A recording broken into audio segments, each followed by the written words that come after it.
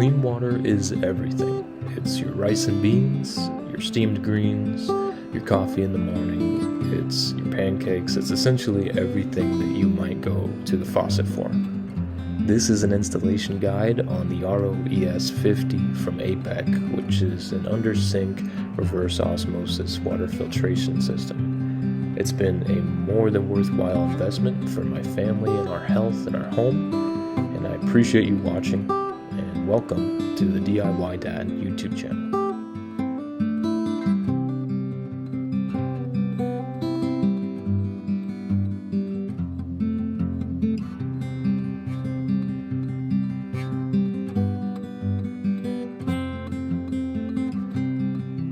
First step of the installation is to go ahead and install your filters. You have corresponding labels on this housing here is what they're calling it. First one is sediment. That's the only different one. The next two are carbon corresponding labels on the filter itself. So you can just tear this plastic off. I wouldn't use any tools or anything like that. Inside, I don't know if you can see inside there, there is a nipple that would just rest, or the filter will rest on. I'll do hand tight, and then it says to use the wrench to tighten it completely, which I would assume is probably no more than a quarter turn. I'm actually just going to do an eighth turn. We'll pressurize the system. Of course, if there's any leaks, I'll tighten it from there. And beyond a quarter turn, I'd get more suspicious about the alignment of the threads, although these are quality thick threads that I would doubt would have any alignment issues. Alright, so I got like an eighth turn. Eighth turn for now is fine for my purposes. I could give it maybe a little extra bump here, but no sense in over tightening if you don't have to. If it's watertight, that's all you want.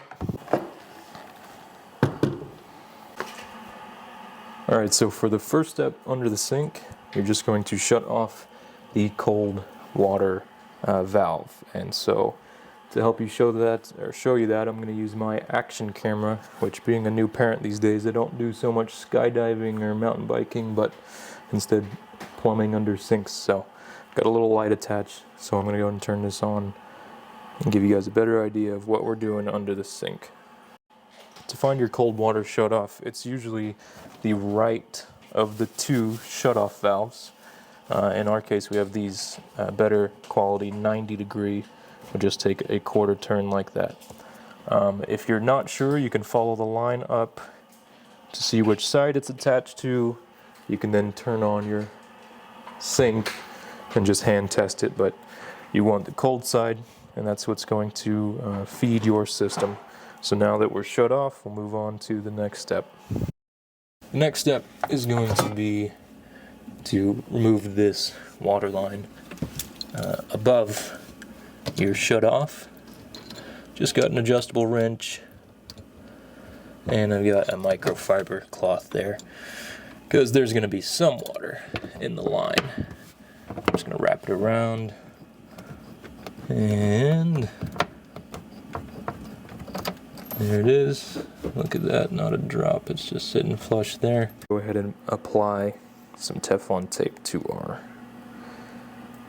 what they're calling the needle valve adapter.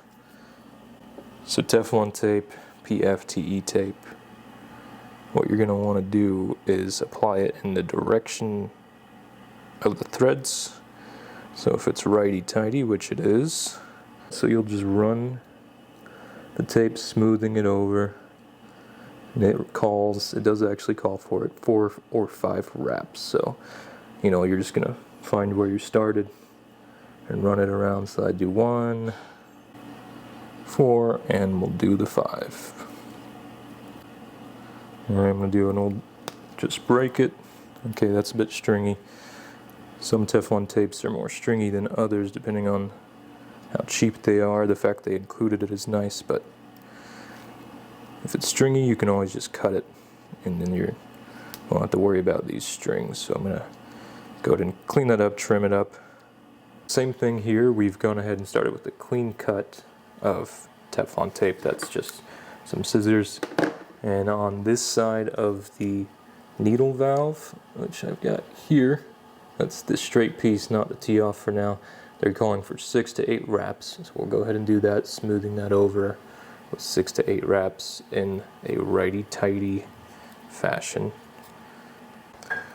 So just make sure that your opening is clear, smooth over those threads. Hand tighten.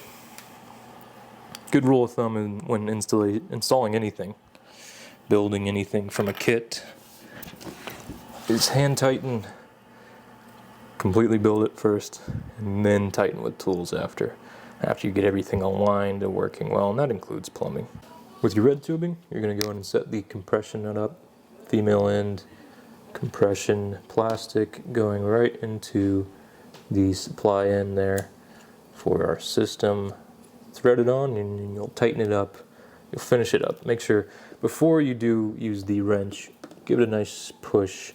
Make sure it's getting a good feed into the system, but then you'll finish it up with an adjustable wrench or whatever wrench you have. We'll tighten it, you know, to a snug point. I'm not cranking on it.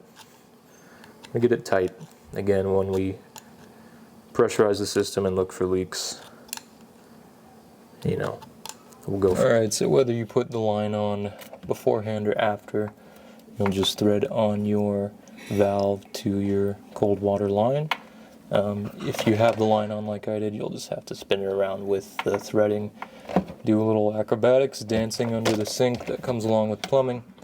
And then finally, you may take a wrench on the flats here. Somewhere on this valve, there may be some flats. If you want to put 2 wrenches just to give something to hold it, and just do an 1/8 inch, 1/4 inch turn. In my case, I just used a wrench on our valve here. Put my other hand here. I'll show you. And just kind of held it and gave it that last turn just beyond hand tighten. All right, now that you've got our adapter, our valve on top of your valve, go ahead and put your faucet line back on. Lucky for you, you don't have a camera in the way. And then, yeah, just gonna get it snug. All right, now let's turn it on. So there we are. Once you open this up, we'll have pressurized water in your supply line. All right, so this is the bit of the creative part where you're gonna have to find out where to put your drain clamp and where to clamp it into on your drain. So for us, our only spot is here. So I've got an indentation. I just used a pen, 1/4 inch hole. It's just cheap. Everything here is cheap and replaceable. Just keep that in mind. And then clean that up a little bit. So on this back piece of the drain saddle, there's actually some indentations. Well, maybe you can't see them, but they're there to hold the nut in place. You will take your drain line, and I'm going to go ahead and pull it. I'm going to give it enough. That should be good to get it going downward, down our drain. If it'll help me out here. I'm going to force it. Alright, I'm happy with that. Alright, snug. It's on there. Drain lines in. In case we have a soap dispenser, which is where we're going to put the faucet. So I'm going to remove that. So obviously, depending on your situation and your setup, this is going to be the biggest question to consider. Whether or not you're going to delete something like we've done in our case with the soap dispenser, or if you're going to go ahead and drill in a new hole to set up your faucet, which would require a hole saw. So, 2 great things about this system also. So it says you don't have to mount this, even though there are mounting holes on this housing. It will stand alone, and they say that's perfectly fine. They also say the tank can be laid on its side if you need to for space savings, which is great. So this port here is going to connect to your fill line. Now, fortunately, everything is color coded, but we're just going to go ahead and do that. Remember, you gotta depress the collar in order to feed it in. There we go, nice and snug. I'm happy with that. On the other hand, here is going to be your faucet line. All right, that's snug. I'm gonna go ahead and rotate this in where we want it, and then I'll have access to this one here, which goes to the tank. All right, so then the last step, of course, is to connect the tank. You'll follow the instructions and wrap Teflon tape on this top thread here. You have a shut off and the color-coded line, which of course connects to the other end of your housing unit here. So with that all said and done, check your connections. You may need a hand tightening down your faucet, where somebody might need to hold the top as you tighten the nut underneath. But other than that, you're good to go to pressurize the system and test it. I know in the instructions there's an allotted time that you need to basically pressurize it, run it again, and it takes about, I think, 90 minutes to fill this tank. That's not going to be the case all the time. It's actually been a few months since we've had this at this point, and we never run the tank dry, so it's never been an issue for our needs. I've only emptied it once when filling up a 2.5 gallon water jug, which we took with us on a trip. So, but yeah, you just connect it, set up your base, and you can trim these lines. I'm gonna leave them long because we're moving and we're gonna be setting this up in our next house. And also, it also helps with servicing, so I can pull everything out. I can pull out the full housing unit. I can change the filters, and then I can just leave it, push it back in. And it's nice that it can be floating, doesn't need to be attached with any hardware. So that's a full tank. I'll just slide that back in and just make sure that it's placed in a way where these lines aren't going to be too tangled up or in too much trouble. But yeah, pressurize the system, check for leaks, tighten where you need to, and that is the end of the installation.